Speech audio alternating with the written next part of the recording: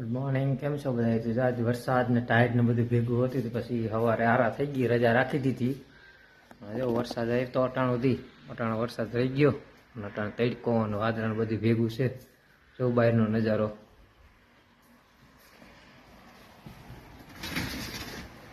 આવું હતું. ટાઈડ ને વરસાદ ને બધું ભેગું જ છે અટાણે. અહીંયા અટાણો વરસાદ રહી ગયો, ઠંડી ચાલુ જ છે હજી એવી ને એવી.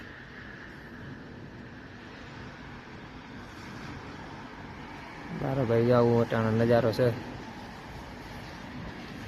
તડકો વરસાદ ને ટાઈટ ને ત્રણેય વસ્તુ અટાણે ભેગી છે.